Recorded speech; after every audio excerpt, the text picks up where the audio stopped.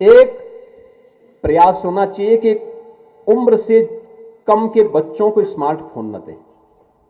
मैं खास तौर पर माताओं से कहूंगा, बहनों से कहूंगा, कतई न दें। बच्चा रो रहा है तो उसको कुछ देर रोने दीजिए। वो नाराज हो रहा है, कुछ देर नाराज होने के बाद फिर ठीक हो जाएगा।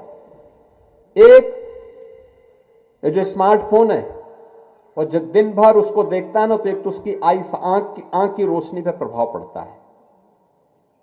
दूसरा, जितना समय वह उस स्मार्टफोन पे खर्च कर रहा है, 4 घंटे, 5 घंटे, 6 घंटे, 8 घंटे, उतना समय वह अगर अपनी पाठ्य पुस्तकों और अच्छी पुस्तकों को देखें, उस पर लगाएं, योग करें, व्यायाम करें, कसरत करें, इस पर लगाएगा तो उसका जीवन सुंदर होगा, व्यवस्थित होगा, आगे बढ़ेगा। वो स्मार्टफोन उसका समय भी खराब कर रहा है, उसका श्रम भी खराब कर रहा है, उसकी आंखों को भी खराब कर रहा है, और उसकी सोचने की सामर्थ्य को भी, बुद्धि को भी कुंठित कर दे रहा है। डिप्रेशन का शिकार हो रहे हैं लोग।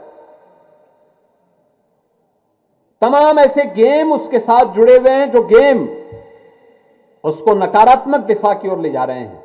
तो नशा के साथ साथ स्मार्टफोन को भी रोकने की दिशा में एक नया प्रयास हमारा होना चाहिए। नशा को रोकने, नशा और स्मार्टफोन दोनों पर बराबर प्रहार। और जो हमारे युवा साथी हैं, उनको भी मैं कहूंगा, स्मार्टफोन का कम से कम इस्तेमाल जितना हो सके उतना ही करिए।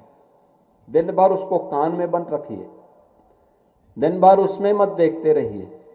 परिवार के बीच में है तो कुछ समय अपने परिवार के लिए निकाल लीजिए, परिवार के लोगों के साथ बातचीत करिए।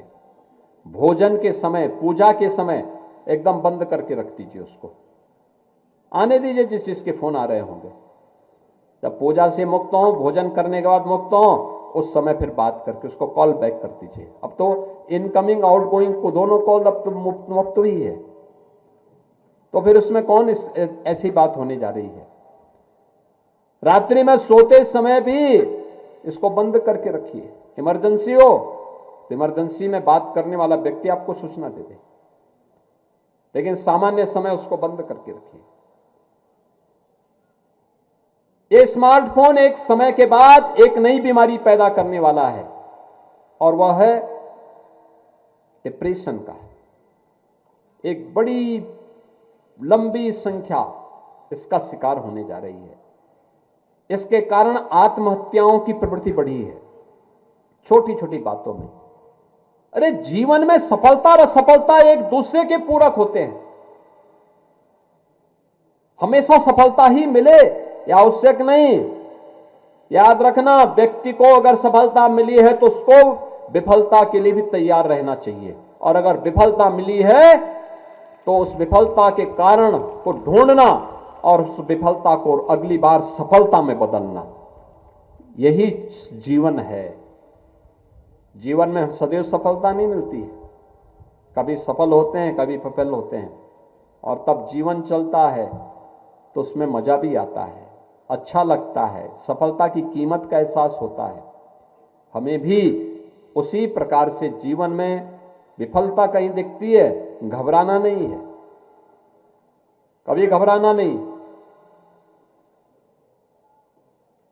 विफलता है, हम मुकाबला करेंगे। चुनौती हमारे सामने है, हम उसका मुकाबला करेंगे, उसको और अच्छा बनाने का प्रयास करेंगे। हम क्यों घबराएं? कोई आपके भाग्य को थोड़ा ले सकता है। और जब तक ईश्वरीय कृपा नहीं होती न, तब तक कुछ भी नहीं मिलने वाला है। और अगर ईश्वरीय कृपा हो गई है तो कोई आपको रोक भी नहीं सकता है।